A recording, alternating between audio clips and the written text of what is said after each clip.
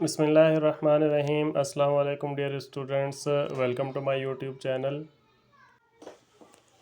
तो ये guest paper आपका जो है ना फिज़िक्स का है। गेस्ट पेपर सब को जो है ना स्टार्ट करने से पहले इस बात को समझ लें कि काफ़ी बच्चे इंतज़ार में थे गेस्ट पेपर आएगा, तो गेस्ट पेपर अपलोड करने में थोड़ी सी देर हो गई।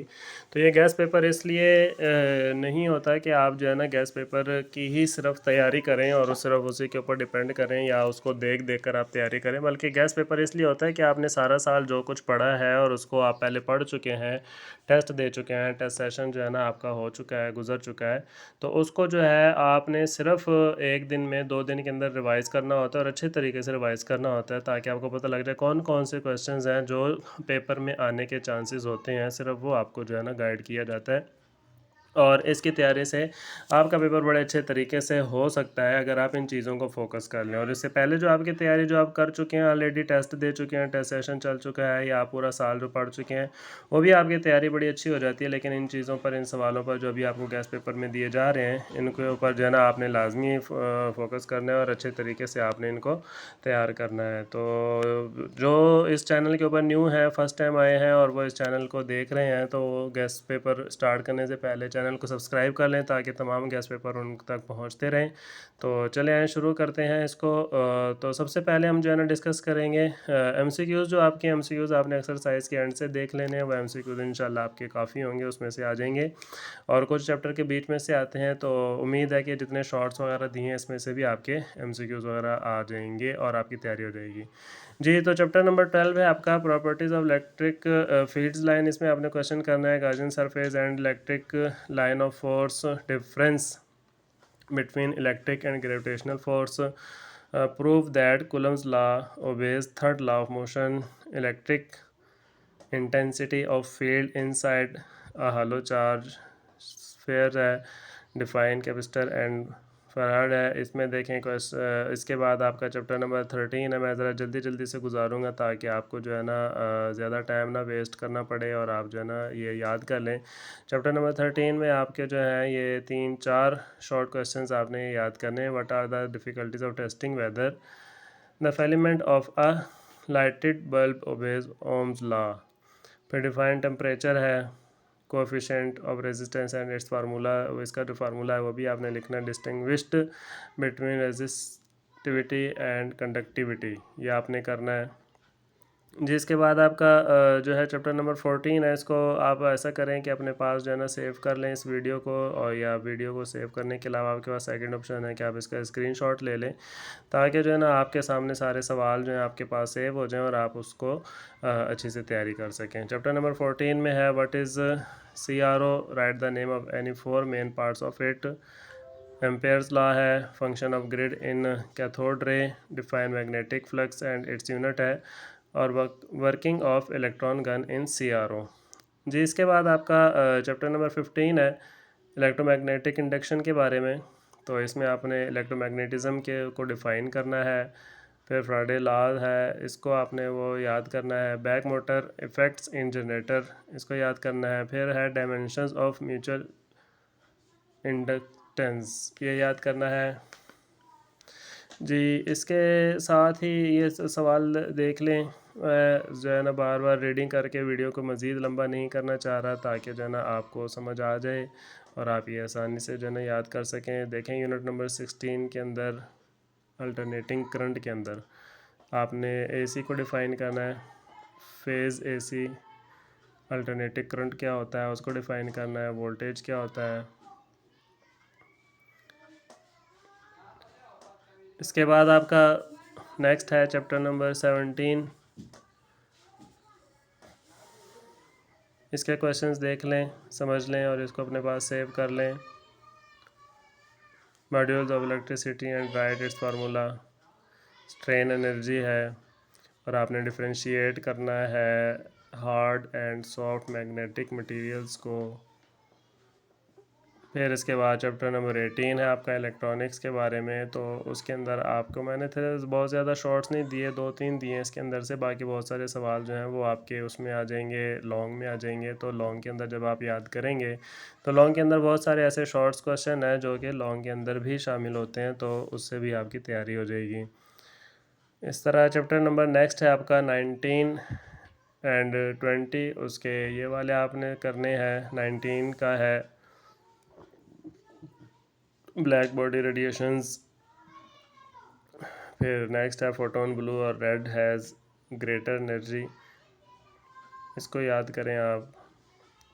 चैप्टर नंबर 20 के सारे क्वेश्चंस देख लें, इसका जो स्पेक्ट्रम के बारे में आपने, बल्कि इसके आपने एग्जांपल्स भी देनी है। इलेक्ट्रॉन्स जो हैं उसके बारे में लिखना है, स्पीड ऑफ द इलेक्ट्रॉन। और लास्ट इसका जो क्वेश्चन है, how K and K P X rays are emitted. और लास्ट जो आपका चैप्टर है न्यूक्लियर फिज़िक्स के बारे में इसके बारे में आपने बताना है हैवी एलिमेंट्स अनस्टेबल के बारे में, रेडियो एक्टिव डिके के आपने एग्जांपल भी देनी है, डिफ़ाइन भी करना है। और इसका लास्ट क्वेश्चन है फिजन चेन रिएक्शन के बारे में।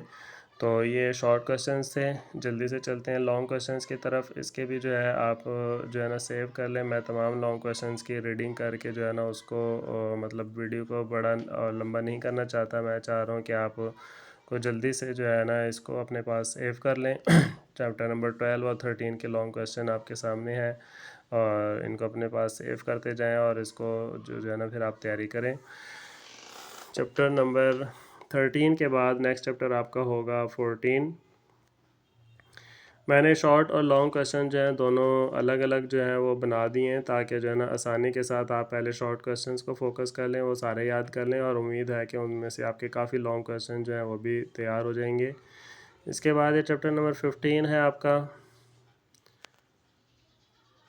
इसमें म्यूचुअल इंडक्शन जो है ये बड़ा इंपॉर्टेंट लॉन्ग क्वेश्चन है, और एसी जनरेटर के बारे में जो है ये वाला बड़ा बहुत ज़्यादा इंपॉर्टेंट है। मतलब दिए तो सारे इंपॉर्टेंट हैं, लेकिन इसमें से मोस्ट इंपॉर्टेंट जो है वो उनको आप जो है ना फोकस करिएगा, उनको ज़रा ज़्यादा अच्छे तरीके से याद कर लें।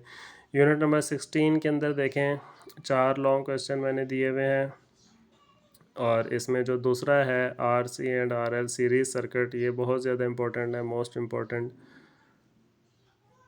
AC through capacitor. Chapter number 17